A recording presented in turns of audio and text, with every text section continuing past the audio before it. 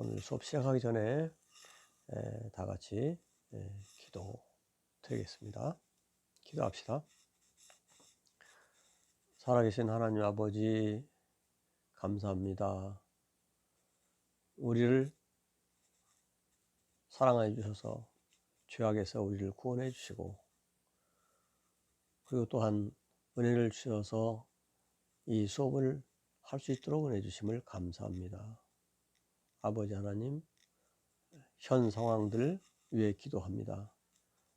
우리 개인들과 또 교회들과 또 가정들 다 지켜주옵시고, 또 신학교도 지켜주옵시고, 주님의 은혜 가운데 이 코로나를 잘 극복하고, 또 우리가 주님 안에서 서로 만나서 수업도 하고 또 함께 즐거움을 나눌 수 있도록 은혜를 더하여 주시옵소서. 우리를 붙들어 주신 주 예수 그리스도의 이름으로 기도하옵나이다. 아멘. 자, 오늘은 제6장 성경 해석자들로서의 청교도 179페이지가 되겠습니다.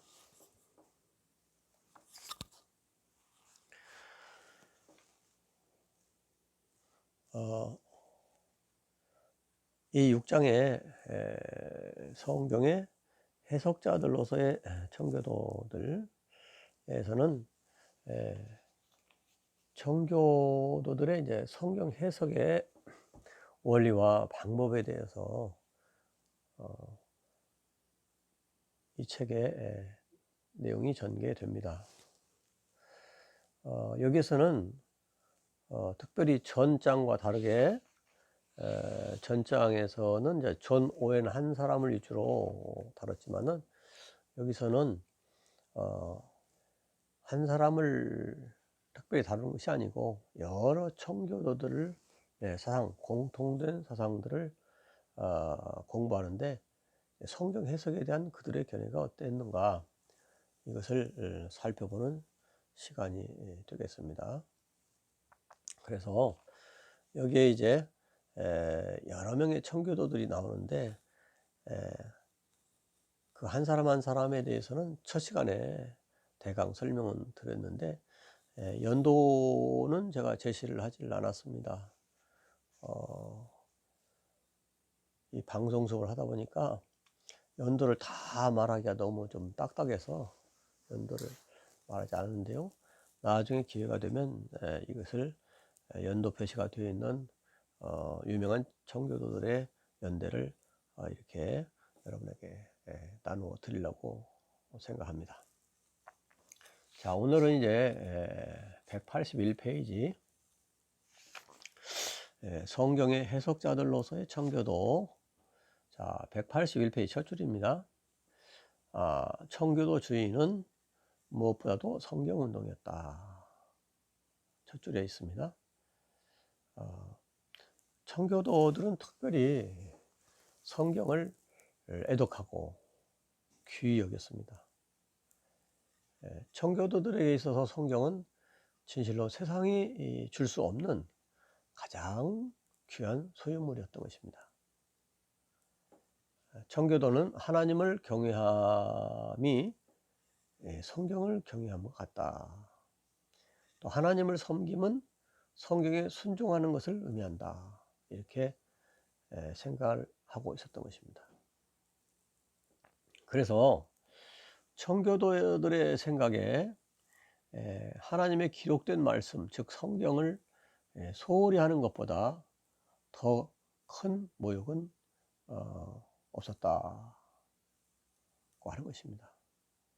다른 말로 하면은 성경을 소중히 하고 성경을 열심히 읽고 그 다음에 성경의 가르침에 따라서 살며 행하는 것, 이것처럼 참된 경의의 행동은 있을 수 없었다 하는 것입니다. 그래서 청교도들의 신앙의 중심에는 성경이 있었다 하는 것을 우리가 명심해야 되겠습니다. 그래서 오늘 이 시간에는 청교도의 성경 해석의 원리와 방법들을 연구하고 특성을 평가하는 시간을 갖게 될 것입니다. 자, 181페이지 제일 밑에 단, 청교도들이 해석이라는 과제를 붙잡고 씨름한 방법에 대해서 세 가지 일반적인 진술을 할 수 있다. 성경 해석에 대해서 먼저 생각할 것들 세 가지. 첫 번째, 청교도들의 해석들은 오늘날의 정신 배경에 상당히 많은 부분을 차지하고 있는 문화와 시대 간의 차이와 거리를 성경에 적용하지 않습니다. 성경을 연구하고 성경을 대할 때 문화와 시대 간의 차이와 그런 거리감, 이런 것들을 그들은 두지 않고 성경을 해석했다는 것이죠. 다음 페이지. 저줄 끝에 청교도들은 성경의 인물들과 그들의 경험들 간의 수천 년의 세월로 인한 거리감을 느끼는 대신 그들과의 혈연감을 느꼈다. 그다음에 두 번째는 청교도들은 본문에 대한 문법적 역사적 해석을 가장 중요하게 생각을 했다 하는 것입니다.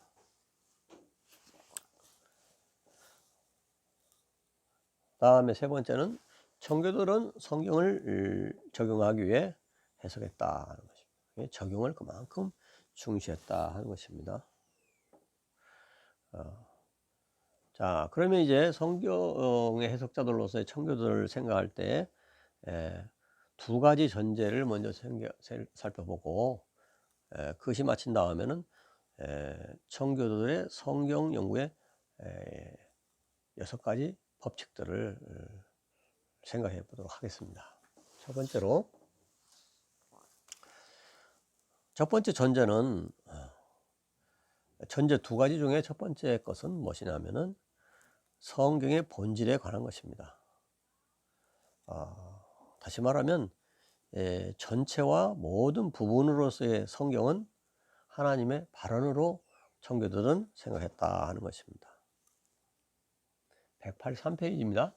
둘째 줄에, 그러므로 성경은 매우 다른 배경과 성격들을 가진 수많은 인간 저자들에 의해서 매우 다양한 문체와 문학 형태로 전달된 바로 단일한 하나님의 마음에 통일된 표현이며 완전하고 일관된 하나님의 뜻과 목적의 계시를 받아 연구를 해야 하는 것이다. 중간 위에 보면 그리고 청교도의 성경 연구란 성경을 먼 옛날에 하나님께서 하신 말씀으로 읽을 것이 아니라 모든 시대에 모든 독자에게 계속 베풀어 주시는 하나님 말씀으로 읽어야 한다 하는 것을 청교도들은 공통적으로 믿고 있었던 것입니다. 자, 제일 밑에 단 하나님의 마음이 깊이를 헤아릴 수 없는 것과 똑같이 성경에도 무오한 심오함이 있다. 그 안에 저장된 진리의 보고들은 무진장하다. 이렇게 그들은 생각했던 것입니다. 존 로빈슨이라는 청교도는 이런 말을 한 적이 있었습니다. 해석자들로서 우리는 절대로 하나님의 생각의 한계에 다다르지 못한다. 그러므로 우리는 스스로 그런 생각을 하도록 허용하지 말아야 한다. 절대로 충분한 지식을 소유했다고 생각하지 말고 말씀을 더 완전하게 연구하라. 이런 말을 했던 적이 있습니다. 우리는 말씀 안에서 하나님 자신의 가르침과 또 계시를 얻기 위해 하나님께 계속 의지하게 되는 것입니다.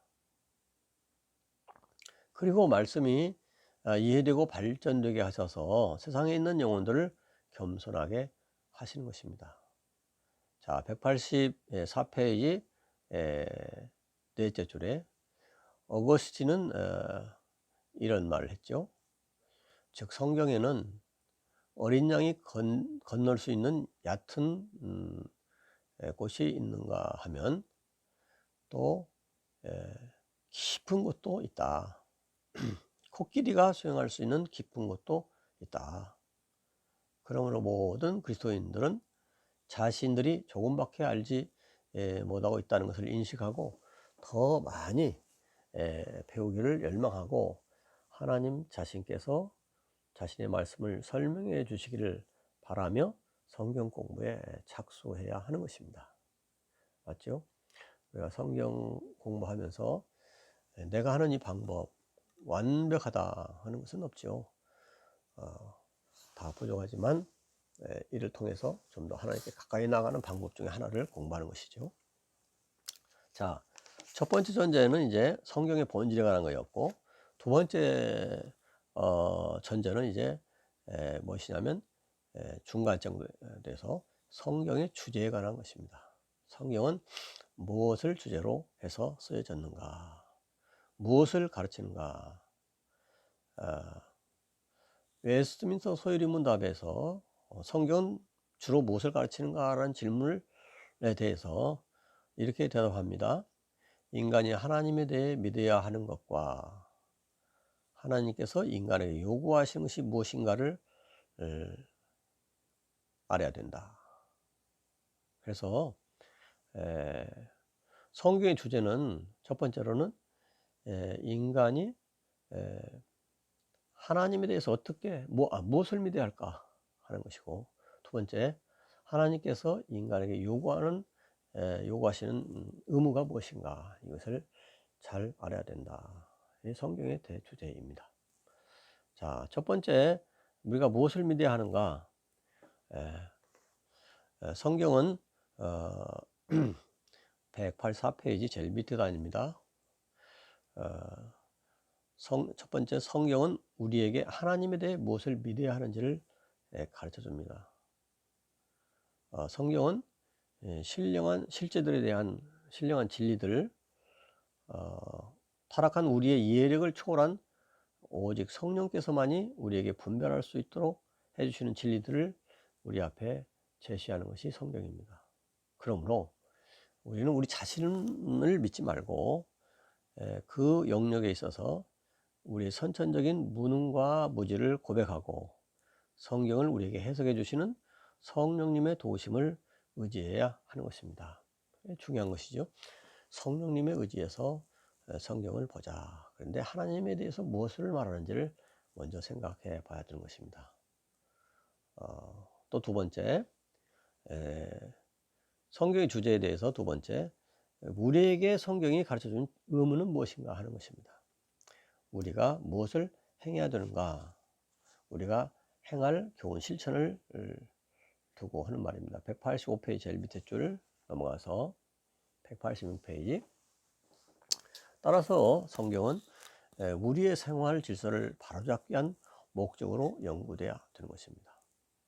다시 말하면 우리가 계속적으로 배운 바에 의해 생활하는 훈련을 한다는 의미에서 성경 공부를 해야 되는 것이죠. 공부는 공부로 끝내버리고 그것이 우리 생활에 연결이 되지 않는다면 아무 소용이 없을 것입니다. 다음 187페이지 첫 줄 다 같이 읽겠습니다. 그러므로 성경을 바르게 해석하려고 하는 사람은 경건하고 겸손하고 기도하고 가르침을 잘 받고 순종하는 심령의 사람이어야 한다. 그렇지 않으면 아무리 그 정신이 관념들로 빈틈없이 채워졌을지라도 그런 영적 실제들의 깨달음에 절대로 이르지 못할 것이다. 이제 이상과 같이 두 가지를 우리가 성경의 전제로, 성경 공부의 전제로 성경의 본질과 또 성경의 주제를 생각해 봤습니다. 그러면 이제 이 원리들의 근거에서 이 두 가지 전제들의 근거에서 이 성경 연구의 6가지 방법을 생각해 보도록 하겠습니다. 6가지 방법. 첫째로 성경을 문자적으로 문법적으로 해석하라. 성경 해석의 원리. 첫 번째, 성경을 문자적으로 그리고 문법적으로 해석하라 하는 것입니다.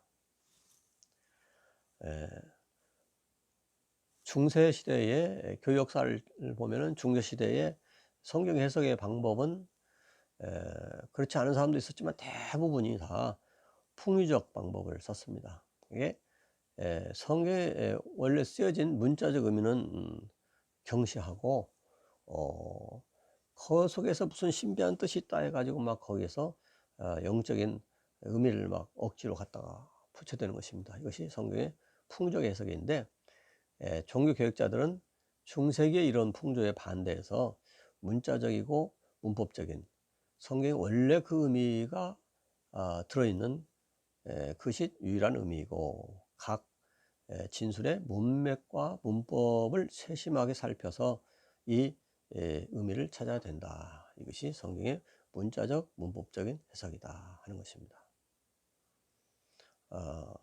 종교개혁자들은 이렇게 말했을 뿐만 아니라 청교도들도 완전히 이에 동의합니다. 청교도들은 종교개혁자들의 생각을 그대로 받아들입니다. 다음 페이지 보겠습니다. 188페이지. 첫째 단, 물론 성경에는 문자적 의미가 풍유적 의미 자체인 것도 있습니다. 다시 말하면 성경 자체 그 본문이 풍유적인 의미로 써진 것은 그대로 풍유로 해석을 하면 되는 것이고, 또 다른 문자 있는 그대로 해석하는 것입니다. 풍유면 풍유대로, 또 다른 의미는 또 그것에 맞게 원래 의미, 문자적인 의미를 중요시 해서 해석을 해야 되는 것입니다. 그래서 풍요를 성경에 나오는 풍요 자체를 풍요로 그대로 그냥 이해하는 것은 중세기의 풍유적 해석과는 다른 것입니다. 오히려 이것이 문자적 해석이에요. 그래서 우리는 본문의 의미를 그대로 문자적으로 해석하는 것이 첫 번째 성경 해석의 방법이 되겠습니다. 오늘 우리도 이제 성경 해석하는 데 있어서 문자적 문법적으로 해석해 보고 전혀 그것이 이제 타당하지 않다 그런 판단했을 경우는 그 다음에 영적인 해석으로 들어갈 수 있는 것이죠. 그런데 그냥 처음부터 그냥 문법적 역사적 방법을 도외시하는 것은 옳지 못한 것이다. 두 번째로 성경 해석의 두 번째 방법, 성경을 일관되게 조화적으로 해석하라. 자, 성경의 말씀은 모두가 다 진리죠. 189페이지입니다. 첫째 단 두 번째 줄, 만일 성경이 하나님의 말씀이고 유일한 신령한 마음의 표현이라면 성경이 말씀하는 모든 것이 진리여야 하고 부분과 부분 간의 모순은 있을 수 없는 것이다. 우리가 성경 읽다 보면은 어떤 부분은 다른 부분과 비교해서 모순인 것처럼 생각되는 그런 구절들이 나타나죠. 그럴 때 우리는 일관되게 조화적으로 해석하라 하는 것입니다. 전체적으로 다 진리인데 일관적으로 조화적으로 해석하라. 다음 페이지입니다. 190페이지. 중간 부분에 성경은 유일한 신령한 마음에 통일된 표현이기 때문에 성경 해석의 무한 법칙은 성경 자체이다 하는 것을 늘 기억을 해야 됩니다. 따라서 어떤 성경의 진정하고 완전한 의미에 대한 문제가 있을 때 여기서는 좀 불명확하다 하는 그런 부분이 있다고 하면 더 명확하게 나오는 다른 부분을 찾아서 그 해석하면 되는 것입니다. 여기서 이제 세부적인 두 가지 원리가 나오는데, 첫 번째로는 성경 해석하다가 문제가 될 경우에 첫 번째, 모호한 내용은 명확한 내용에 비추어 해석돼야 한다. 이것을 청교도들은 주장했던 것입니다. 모호한 내용이 나왔을 때 그것을 자기 생각대로 푸는 것이 아니고 성경의 다른 부분에 명확한 내용이 나왔을 때 그것에 맞추어 비추어 해석을 해야 된다 하는 것입니다. 두 번째로 또 모호한 표현 있을 때 지엽적인 모호한 표현들은 근본적인 확실성과 조화시켜 해석돼야 된다. 지엽적으로 참 모호한 구절들이 있다 이거죠.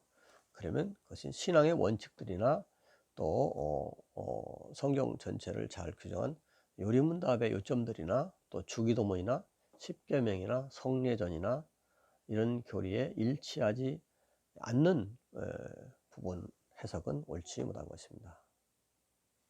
그래서 명확하지 않은 부분에 대해서도 명확한 부분에 비춰 해석할 수가 있다. 자, 그 다음에 이제 세 번째입니다. 성경을 교리적으로 그리고 하나님 중심으로 해석하라 하는 것입니다. 교리적 하나님 중심으로 해석하라. 성경은 교리책이다. 191페이지 중간 밑에 성경은 하나님에 대하여 그리고 하나님과의 관계에 있어서 피조물에 대하여 가르친다. 다음 페이지. 본문 첫 줄입니다. 인용문 밑에 또한 성경은 하나님 중심의 관점을 가르친다. 타락된 인간들은 자신을 우주의 중심으로 보고 모든 걸 해석하려고 합니다. 많은 세상 사람들 그렇잖아요. 그러나 성경은 하나님을 중심으로 우리를 파악해야 된다는 것이죠. 그것을 말하고 있습니다. 인간이 무엇인가, 인간이 어떤 존재인가 하는 것도 파악하는 것은 인간은 우리 이 우주 만물의 중심이다 라고 이렇게 생각하는 그런 생각이 아니라 그건 타락한 사람들의 생각이고 성경은 그렇게 말하지 않습니다. 하나님을 중심으로 우리를 보여주는 것이 성경이기 때문에 그런 관점에서 봐야 되는 것입니다. 청교도들이 우리를 가장 많이 도울 수 있는 점들 중에 하나가 무엇이냐면 성경의 하나님 중심의 관점 회복이다. 이 점을 그들은 매우 확고하게 고수하였던 것입니다. 그래서 성경을 교리적 하나님 중심으로 해석하라. 자, 그 다음에 192페이지 중간 정도 네 번째 원리입니다. 성경을 기독론적으로 그리고 복음적으로 해석하라. 기독론이라는 것은 이제 예수 그리스도를 대상으로 쭉 전개한 모든 논점들이죠. 기독론, 그리스도론. 그리스도께서는 성경의 진정한 주제와 내용이시다. 모든 성경은 그리스도를 증거하기 위해 기록되었다. 성경의 대주제는 그리스도시죠. 구약은 그리스도가 앞으로 오실 것이다. 메시아가 오실 것이다. 신약은 메시아가 구약대로 오셨다. 그러니까 예언과 성취의 관계. 그리스도가 성경의 핵심입니다.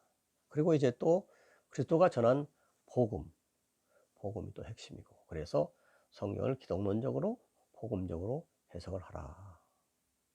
자, 중간 밑에 두 번째 줄, 그리스도께서는 성경 전체의 개요로서 예언되고 예시되고 예표되고 계시되고 제시되고 증거 되시고 모든 페이지에 모든 행에서 발견된다. 왜냐하면 성경은 예수 그리스도를 처음부터 가르친 책이기 때문에 그렇죠. 그러므로 밑에 세 번째 줄, 성경을 읽을 때 성경의 목적과 범위와 내용이신 예수 그리스도에게 우리들의 눈을 계속 고정시켜야 되는 것입니다. 자, 그래서 이제 작은 1번 보면 이런 것들을 성경 읽을 때 기독론적으로 복음적으로 해석하는데 유의를 해야 할 사항들입니다. 작은 1번, 그리스도께서 모든 예표와 그림자들의 진리이시며 내용이시다. 두 번째, 그리스도께서는 은혜 언약과 은혜 언약의 모든 경영의 내용이시다. 구약에서 그리스도께서는 가려지셨고 신약에서는 계시되신다. 세 번째, 그리스도께서는 모든 약속들의 중심이시며 합류점이시다. 모든 약속들의 중심이시다. 네 번째, 그리스도께서는 구약과 신약의 성례들의 예시되고 인정되고 계신다. 다섯 번째, 성경의 족보들은 예수님 중심으로 기록됐다. 여섯 번째, 성경의 역대 기록이 나오죠. 역대상하 기록들이 나오죠. 그런 것들은 우리에게 그리스도의 연대와 시기를 발견하게 한다. 우리가 성경 읽을 때 이제 역대상하, 뭐 열왕기상하를 읽을 때 구약 역사를 공부하는구나, 그것으로만 그쳐서는 안 되는 거죠. 결국은 그걸 통해서 예수 그리스도를 우리에게 알려주시는 것이다.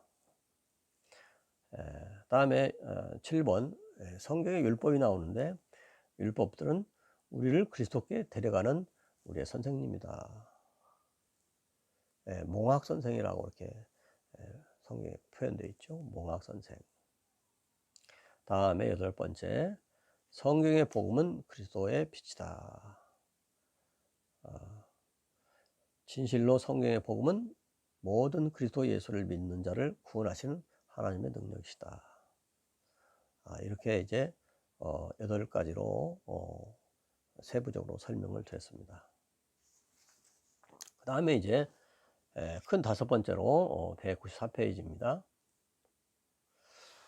성경을 경험적으로 실천적으로 해석하라. 성경은 우리가 경험할 수 있는 것을 미리 경험한 사람들의 그런 예시를 통해서 보여주는 것입니다. 그리고 성경을 읽고 실천하지 않으면 아무 소용이 없는 것이에요. 그래서 성경을 경험적으로 그리고 실천적으로 해석하라 하는 것이 청교도의 성경 해석 방법 중에 중요한 것이었습니다. 성경은 영적 경험에 대한 책이다. 194페이지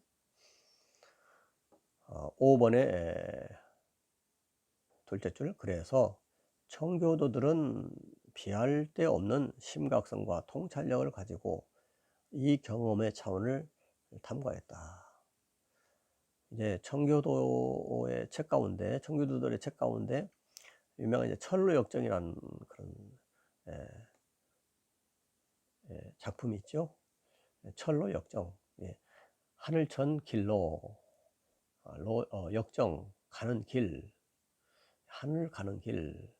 이제 이것의 원제는 또 필그림스 프로그레스, 순례자의 프로그레스 가는 길, from this world to that which is to come. 이 세상에서부터 저 하늘나라로 가는 데까지 이르는 순례자들의 길, 순례자들의 가는 길, 역정 가는 길, 뭐 이런 뜻인데, 자, 철로역정은 존 버년이라는 분이 썼습니다. 존 버년이 쓴 철로역정, 1678년에 일부가 출간되었고, 다음에 2부는 1684년에 출간됐습니다.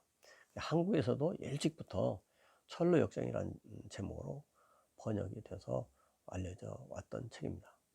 이 철로역정은 그 주제들을 여러 가지로 이제 말하고 있는데, 믿음, 의심, 유혹, 절망, 공포, 소망, 죄와의 전투, 사탄의 공격, 영적 기쁨의 절정, 영적 유기의 황무지 등 이런 것들을 잘 썼는데,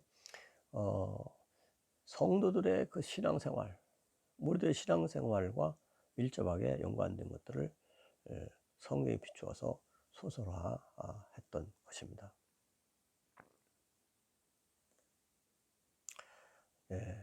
그래서 성경을 경험적으로 실천적으로 해석하는 것이 청교도의 일반적인 성경 해석 원리였다. 다음 페이지입니다. 195페이지. 성경을 신실하고 현실적인 적용으로 해석하라. 성경을 해석할 때 적용에 중점을 두라 하는 것이죠. 물론 이제 5번과 연관이 많이 되는데 더 세밀하게 현실적인 적용으로 해석하라. 성경 본문만 읽고 그냥 끝내버린다고 하면은 현실적인 적용이라 할 수가 없죠. 적용의 유형에는 195페이지 첫째 제일 밑에 줄 정보의 적용, 정보용법, 정보라는 얻는 그런 측면에서 이제 적용하는 것이 있습니다. 196페이지 셋째 줄에 권유용법, 우리를 권유하기 위해서 적용을 하는 방법이 있고, 그 다음에 위로용법, 위로하기도 하고, 그 다음에 그 밑에 두 번째 자성의 용법에는 방법도 있습니다. 그 다음에 이제 적용은 현실적이어야 한다. 해석자는 성경이 인간들이 있는 그곳에서 그에게 말씀하시도록 주의를 기울여야 하는 것입니다. 어제의 적용이 오늘의 그들의 상태에 대하여 이야기하지 않을 수도 있습니다. 우리는 현 시대에 무엇을 필요로 하는지를 숙고하면서 성경을 적용해야 하는 것입니다. 같은 본문을 옛사람은 이런 식으로 적용할 수 있고 오늘날 시대 사람은 또 현 시대에 맞게 또 적용할 수 있는 것입니다. 우리는 현 시대가 무엇을 필요로 하는지를 평소에 잘 알아야 될 것입니다. 그래서 성경의 본문을 보면서 현 시대의 신자들에게 필요한 것을 던질 수 있는 그런 마음의 준비가 되어 있어야 되는 것입니다. 성경을 진실로 적절하고 철저하게 교훈적으로 적용하는 것이 해석자의 작업이다. 자, 진실로 적절하고 철저하게 교훈적으로 적용하는 것이 해석자의 작업이다. 거기 인용문을 보겠습니다.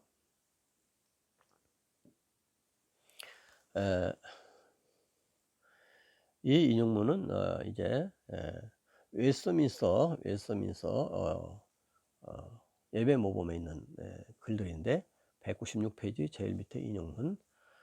이 일은 신중함과 열심과 묵상을 요구하는 매우 어려운 작업이므로 성경을 현 시대에 적용하는 걸 말하는 거죠. 육에 속한 타락한 자에게는 매우 불쾌한 일이 될 것이다. 밑에 그러나 그는 자신의 말을 듣는 자들이 하나님 말씀이 살아있고 운동력이 있어 마음의 뜻과 생각에 감찰자로 느낄 수 있는 방식으로 이렇게 성경을 해석을 해야 된다, 적용을 해야 된다 하는 것입니다. 다음 페이지입니다. 197페이지 세 번째 줄, 성경을 현실적으로 적용하기 위해서는 인간들의 심령뿐만 아니라 머릿속에 무엇이 존재하고 있는지를 먼저 알아야 됩니다. 현 시대 사람들이 무엇을 생각하고 그들에게 이 말씀이 어떻게 적용이 되어야 할까 하는 것을 평소에 생각해 봐야 된다는 것이죠. 그래서 청교도들은 해석자를 지망하는 사람은 성경뿐만 아니라 인간 자체를 연구해야 된다, 이렇게 말을 한 적이 있습니다. 이런 청교도들의 해석 방법에 근거해서 오늘날 우리가 성경 해석하고자 하는 구절이나 본문들을 어떻게 사용할 것인가, 이런 6가지 질문을 던져볼 수 있겠습니다. 자, 197페이지 오늘날 우리가 이런 청교도들의 그 성경 해석 방법에 근거해서 6가지 질문 던짐으로 해석할 수 있는 것입니다. 첫째로, 이 말씀은 실제적으로 무엇을 의미하는가? 우리가 오늘날 성경 해석할 때도 이런 걸 쓸 수 있다는 거죠. 두 번째, 다른 성경은 이 본문의 설명에 대해서 어떤 도움을 주는가 살펴보는 것입니다. 세 번째로, 이 본문은 하나님에 대해 그리고 하나님과 관련해서 인간에 대해 어떤 진리를 가르치는가. 다음 네 번째로, 이 진리들은 그리스도의 구원하시는 역사와 어떻게 관련되는가, 그리스도의 구속사와 어떻게 관련이 되는가를 살펴보는 거죠. 그 다음에 5번째로 다음 페이지, 이 진리들은 어떤 경험들을 묘사하거나 서술하거나 또 창조하거나 고치고자 하는가, 이 진리들은 어떤 실제적인 목적을 위해 성경에 존재하는가. 그 다음에 6번째, 이 진리들은 우리의 실제적 생활에서 어떻게 나와 타인들에게 적용되는가, 이 진리들은 현재의 어떤 인간의 상태에 대해 말하고 있으며 또 우리에게 무엇을 믿고 행하라고 말하고 있는가 하는 것들을 적용해 봄으로써 오늘날도 이런 것은 유익하게 활용할 수 있는 방법이 될 것입니다. 또 이 시간에는 청교도의 양심에 대해서 생각을 해 보도록 하겠습니다. 양심이란 거, 물론 이제 이 7장도 청교도 어떤 한 사람의 이야기를 쓴 건 아니고 전체적인 청교도들의 양심관을 주제로 다루고 있습니다.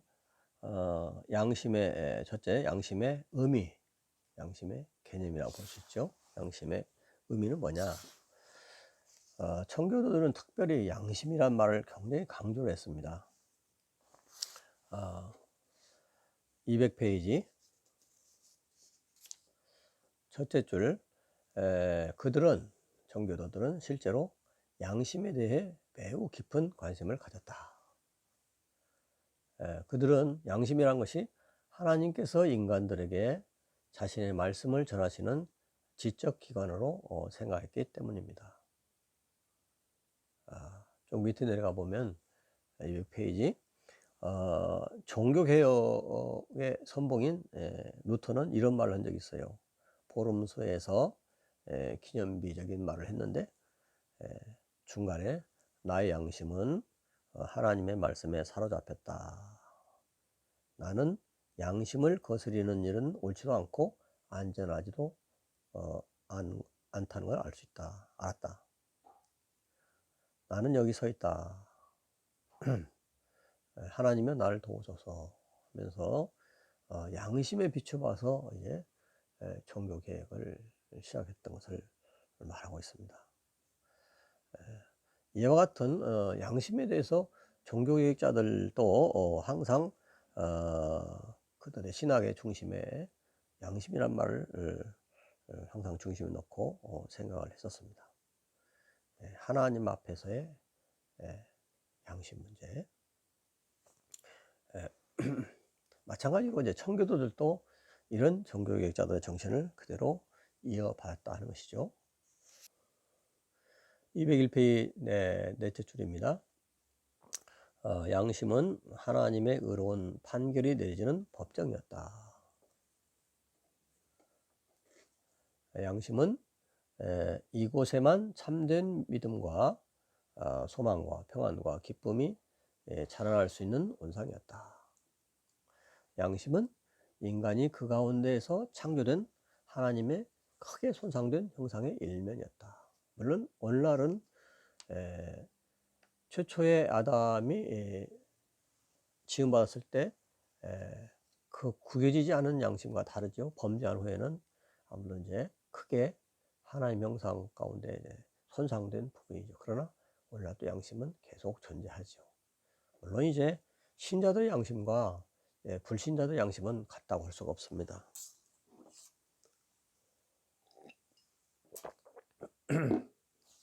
여기서 말하는 것은 이제 신자들의 양심을 전제로 해서 말하고 있는 것입니다. 따라서 201페이지 따라서 살아있는 기독교는 하나님의 살아있고 운동력 있는 말씀의 엄중한 지시와 성령의 조명을 받는 양심의 이해와 활동에 직접적으로 뿌리를 내리고 있는 것이다. 말씀과 성령의 조명을 받아서 양심이 활동하는 것이다. 종교 개혁자들은 그렇게 생각하였고 청교도들도 그렇게 생각하였습니다. 오늘날 현 시대는 양심에 대한 강조가 거의 주의를 끌지 못하고 있습니다. 서구 사회에서도, 오늘날 동양 사회에서도, 우리 한국 사회에서도 양심이 쇠퇴되고 가고 있는 것입니다. 교회에서는 양심이 오늘날 악용되어 있고, 또 지식인들 가운데도 그런 신뢰들이 많이 나타나고 있습니다. 제일 밑에 줄 기독교에서 양심은 예민하고 경계를 게을리하지 않아야 한다. 그러나 과연 그러한가? 그리스도께서 세상의 소금이라고 칭하시는 우리가 우리 고유의 맛을 많이 상실했다는 것은 걱정해야 할 일이다. 중간 위에 보면은 202페이지, 과거의 그리스도인들은 하나님의 말씀의 지도 아래에서 정규적인 자기 반성의 수양 가운데 자신의 양심과 이야기를 나누라는 가르침을 받았습니다. 그러나 오늘날 이 교육은 얼마나 남아있는지 참 의문스럽습니다. 자, 양심의 정의.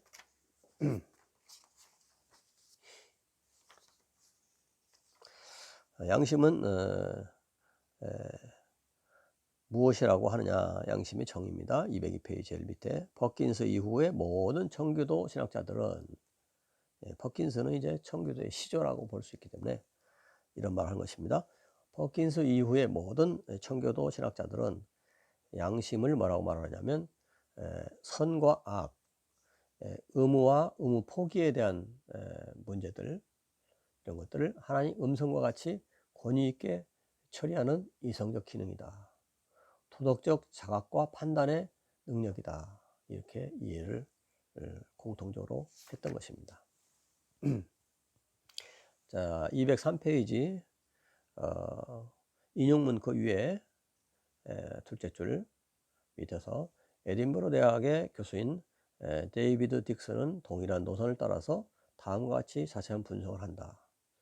분명히 우리의 자존심인 양심은 하나님과 우리 사이에 존재하는 문제들을 심사하고 하나님의 계시된 뜻을 우리의 상태와 조건과 비교하고 또 생각과 말과 행동들에서 행해지거나 등한시된 처리들을 비교하여 그에 따라 진상을 요구하는 판단을 내리는 우리의 영혼에 이해하는 능력이다. 우리 영혼 속에 있는 이해하는 능력이다. 다음 페이지 204페이지, 토마스 구딘이라는 분, 이분은 1600년에 태어나서 1679년까지 사신 분입니다. 회중교회의 목회자였는데 이분이 이렇게 말했습니다. 양심이 실천 이성의 한 부분이다. 그렇게 말했습니다. 다음 205페이지 밑에 세 번째 줄, 청교도들의 양심을 뭐라고 말할 수 있냐면 우리 속에 있는 하나님의 대리자이며 부섭정이다. 우리 마음속에 있는 하나님의 염탐꾼이다. 또 하나님께서 죄인을 체포하기 위해 고용하신 하나님의 경찰이다. 이렇게 칭할 때 우리는 이 생각들을 기묘한 상상이다 라고 간단히 처리해 버려서는 안 됩니다. 청교도들이 이런 생각들을 가졌거든요.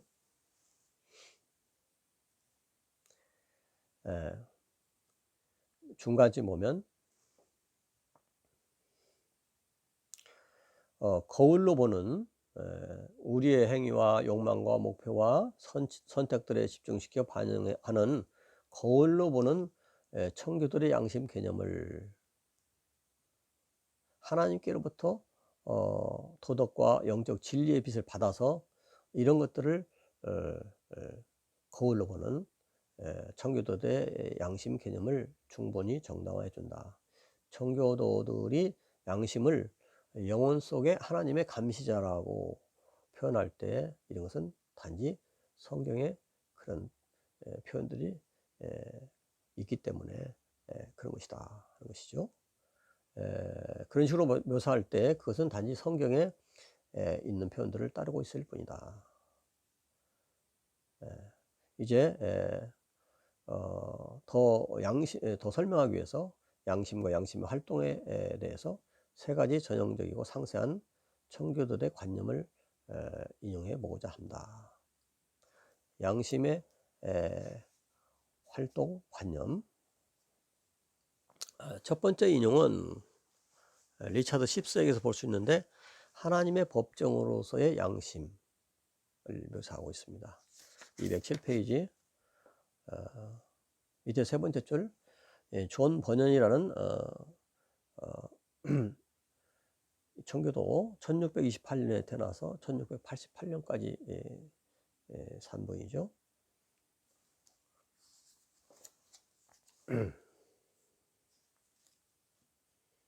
아까 살펴본 철로 역정이라는 책의 저자이기도 한 분이죠. 이분이 성전이라는 홀리 워, 성전이라는 글을 또 썼는데, 여기에서 또 뭐라고 하냐면, 처음에는 죄 아래 있다가 다음에 은혜 안에 있게 된 인간의 영혼들을 또 말하고 있습니다. 그러니까 하나님의 법정으로서 양심 묘사하기도 했고, 첫 번째 인용. 두 번째는 존 버년이 말한 것처럼 처음에는 죄 아래 있다가 다음으로는 이제 하나님 은혜 안에 있게 된 인간의 영혼을 또 설명을 하고 있다. 그다음에 세 번째 208페이지 마지막으로 윌리엄 페너라는 사람이 양심에 대한 논문이란 책에서 말한 것은 설교자로서 양심의 기능이다. 다음 페이지 209페이지 양심은 하나님께 대해서 그리고 사람에 대해서 말해주는 설교자이기도 하다. 양심은 강력한 설교자이다. 쭉 밑에 쭉 내려가 보면 그러므로 성령과 양심은 함께 반항을 받거나 순종을 받거나 함께 탄식하거나 즐거워한다. 성령님이 함께 역사하신다는 거죠. 자, 그 다음에 이제 세 번째로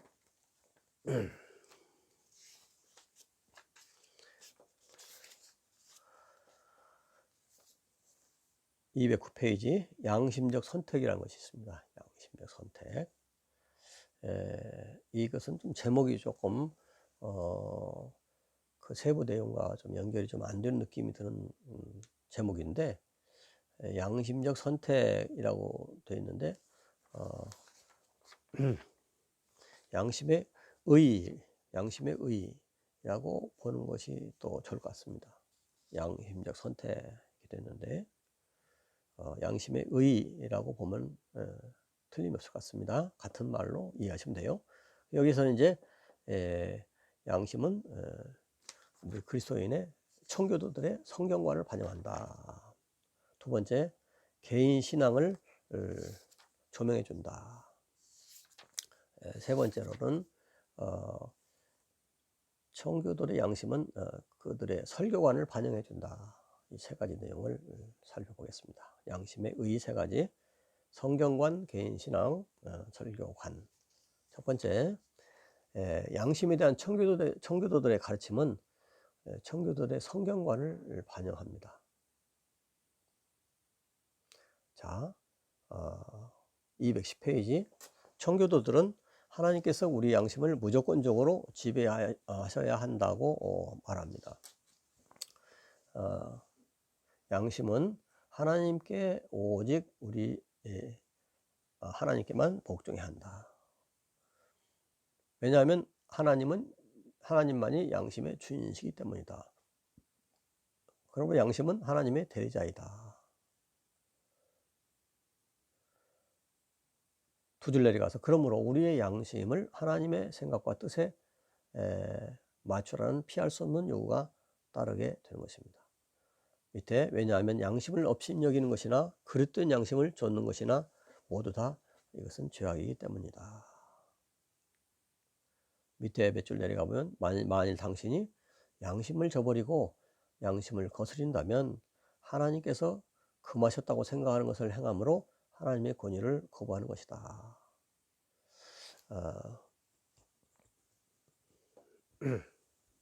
자, 그 밑에 백스터가 한 말입니다. 백스터의 글인데 밑에 두 번째 줄, 당신 자신의 판단이나 양심을 당신의 율법이나 당신이 해야 하는 의무의 결정자로 삼지 말라. 양심은 단지 하나님의 율법의 분별자이며 또한 하나님께서 당신에게 정하신 의무의 분별자이며 당신이 하나님께 순종하는가 불순종하는가에 대한 분별자일 뿐이다. 쭉 밑에 보면 그러나 분명히 우리의 입법자는 우리 자신이 아니라 하나님이다. 양심은 하나님의 율법을 분별하고 우리에게 하나님의 율법을 준행하라고 명하기 위해 주어진 것이다. 그러므로 그릇된 양심은 순종하지 말고 우리는 잘 분별하고 양심대로 가르쳐야 되는 것입니다. 그러나 어떻게 하나님의 뜻을 알 수 있습니까? 그 길은 밑에 네 번째 줄, 그 길은 우리 양심에 성경의 굴레를 씌우는 것이다. 밑에 두 번째 줄, 성경은 계시 그 자체였으며 살아계신 하나님의 말씀이었으며 믿음과 생활에 일어날 수 있는 모든 문제들에 대해 다음 페이지 모든 시대의 교회에 분명한 지시를 주시기 위해 인간 대리자를 통해서 성령께서 기록하신 하나님 자신의 구속 활동과 계획에 대한 신령한 간증이었다.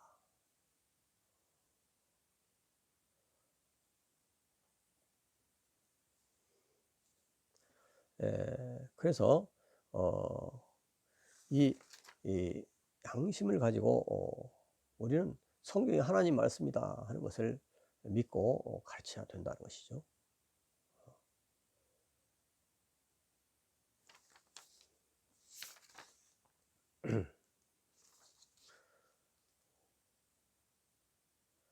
자, 이와 같이 양심은 청교도의 성경관을 반영한다. 하나님의 말씀을 양심에 비춰봐서 잘 순종하고 분별하고 또 가르치지 않으면 가르치고 그렇게 해야 된다는 것이죠. 성경관을 반영한다. 그 다음에 214페이지 두 번째로 양심에 대한 청교도들의 가르침은 그들의 개인 생활의 견해를 반영한다. 그들의 개인 생활을 반영한다. 청교도들에게 있어서 경건은 본질적으로 양심의 문제였습니다. 개인 신앙, 경건 생활이죠. 그것은 양심에 따라서 해야 된다는 것이죠. 자, 214페이지 중간 좀 밑에 보면 사람이 중생하지 못했을 때 그의 양심은 악한 상태와 잠든 상태 사이에서 시계추처럼 흔들린다. 은혜의 첫 번째 사역은 그의 양심을 깨워 강제로 하나님의 명령들을 직면하게 하여 그의 범죄, 무력, 패역 등 하나님의 시각으로 이걸 깨닫게 하므로 그의 양심을 철저하게 악하게 하는 것이다. 그러나 그리스도로 말미암은 용서와 평안의 지식은 그의 악한 양심을 선하게 만들어준다. 이런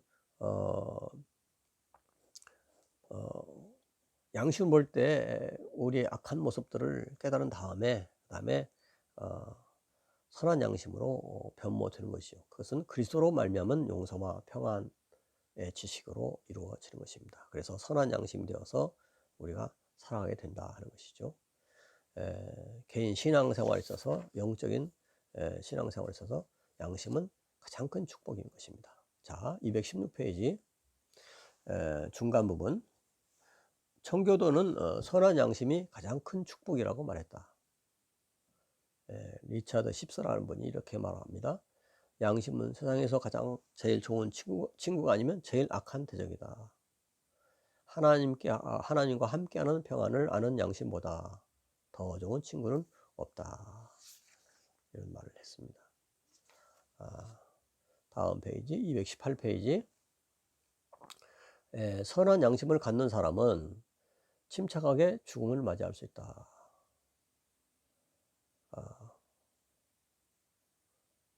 존 버년은 요단강을 건너는 유명한 이야기를 우리에게 이렇게 들려준다. 정직 씨는 살았을 때 선한 양심에게 그곳에서 만나자고 말했는데 정말로 선한 양심을 만났다. 선한 양심은 그의 손을 잡고 그가 강을 건너는 것을 도와주었다. 하나님께서 주제여 이제는 말씀하신 대로 종을 평안히 놓아주시는도다 외치도록 하신 것이 바로 이 선한 양심의 은사를 통한 것이다. 자, 선한 양심은 부드러운 양심이다. 불신자 양심은 너무 굳게 굳어서 거의 움직일 수 없다는 것이죠. 자, 다음 페이지입니다. 219페이지 다섯 번째 줄. 우리는 우리 양심의 활동이 얼마나 이 노선에 따라 우리의 일상생활에 영향을 미치는가 스스로 질문해 보므로 하나님의 시각으로 우리 현실을 평가해 볼 수 있는 것입니다. 그 다음에 이제 청교도의 양심은 이제 설교관에 반영되어 있다. 설교할 때 철저히 그 양심에 대한 가르침을 가지고 설교를 했다 하는 것이죠.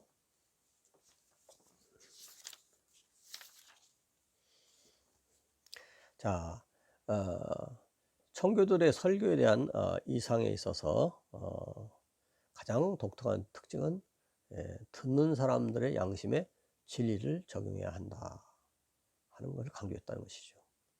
자, 신령하고 유능한 설교자의 그 표준은 무엇이냐? 한 가지 표준은 사람들의 양심을 찢어서 하나님께서 보시는 대로 스스로를 직시하게 한 적용의 정확한 정확성과 신실성이었다.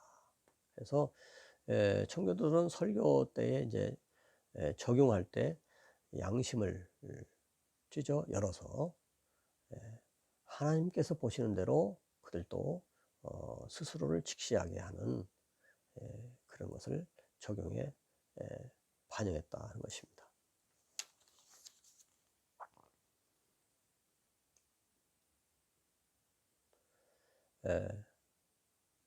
221페이지 첫째 단 설교에서 다섯째 줄 설교에서 하나님의 진리를 적절하게 적용하는 것은 어디서 오는 것일까? 하나님께서 자신의 진리를 힘있게 적용하신다는 경험에서 오는 것이다. 경험에서 오는 것이다. 보통 신중하며 통찰력 있는 적용들로 타인들의 양심을 일깨우는 가장 큰 능력을 소유한 사람들은 자신의 양심이 하나님의 그 진리에 의해서 가장 깊은 훈련을 받은 사람들이다. 그렇게 청교도들은 말합니다.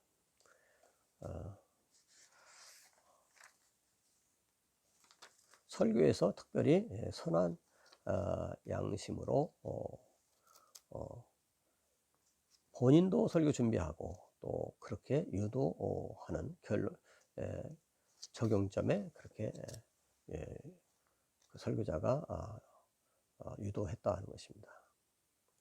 청교도 222페이지 청교도 다섯째 줄입니다. 청교도 설교들의 연구는 설교자의 죄악들에 대한 모든 상세한 탐지에 있어서 부단한 관심이 그들의 설교를 듣는 자들을 믿음의 생활과 선한 양심으로 인도했다는 것이다. 그 다음에 이제 네 번째로 양심의 행위, 양심의 행동들, 윤리적 동기들이 있고, 두 번째로 자발적 책임 있는 행동이 있고, 개인적 판단이 있고, 그 다음에 경건의 긍정적 이상이 있었다 하는 것입니다. 자, 양심적 행동, 양심적 행위, 222페이지 중간 밑에 청교도의 선한 양심에 대한 관심은 그들의 가르침에 상당한 윤리적인 힘을 보태주었다. 자, 첫 번째 223페이지 윤리적 동기들, 절대적인 윤리적 동기들이 있었습니다.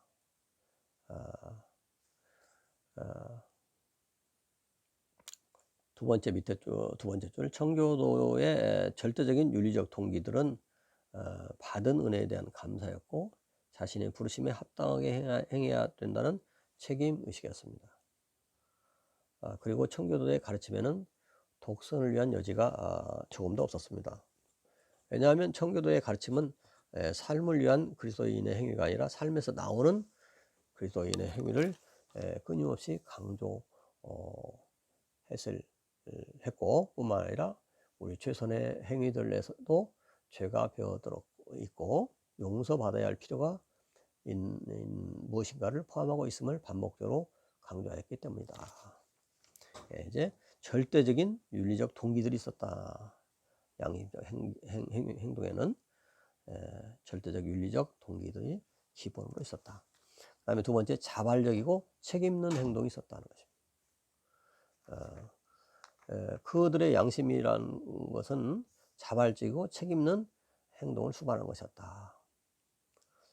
224페이지 중간 부분에, 그러므로 아무리 많은 가르침과 조언을 받은 사람일지라도 그에게는 항상 하나님 앞에서 자기 양심의 자발적이며 책임있는 행동을 시작하는 최후의 결정과 결단을 내릴 여지가 남겨져 있던 것이다. 다시 말하면 양심에는 자발적이고 책임있는 행동이 뒤따른다는 것을 그들은 강조했다는 것이죠. 세 번째, 그 양심의 행동에는 개인적인 판단이 있었다. 청교도들의 윤리적 가르침은 독재적인 것이 아니었습니다. 밑에 세 번째 밑에 성경과 개신교 원리에 따라 성경과 대조되어 개인적으로 판단될 수 있었다. 이것은 뭐냐면 성경에 비추어 개인적으로 판단했는데 양심이 근거가 되어서 그렇게 했다는 것이죠. 청교도들은 인간의 양심이 인간의 가르침에 속박되지 않고 하나님의 말씀에 의해서만 속박되기를 바랬습니다. 그리고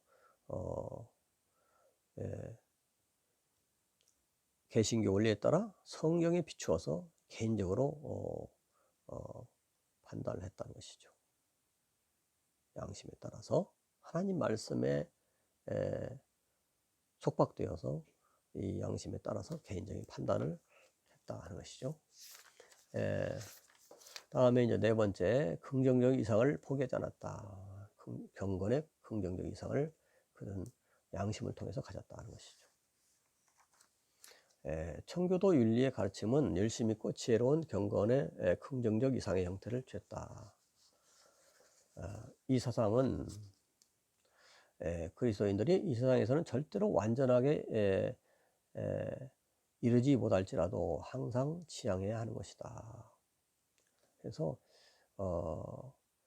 경건 생활을 하는데 양심이 이제 근거가 되어서 경건 생활을 하는데 이 세상에서는 완전하게 이르지 못한다 할지라도 항상 그 경건의 목적을 지향하고 살도록 한 것이 이제 결국은 양심이다 하는 것입니다.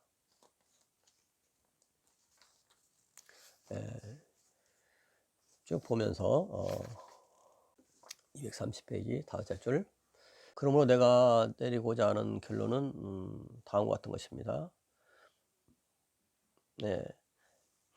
청교도들의 양심적 행동은 언제나 필요 불가결한 그리스도의 덕이라는 점이다. 이런 양심이 없을 때 그 청교도들의 성직은 불경건한 것이 되고 그리스도에 대한 신앙 고백은 하나님에 대한 모독이 된다. 230페이지 결론 부분입니다. 중간이요. 오늘날은 교회 생활의 타협 시대이다. 아마도 예상할 수 있는 유일한 것은 계시된 진리의 존재 자체가 널리 의심되거나 부정되는 시대라는 것입니다.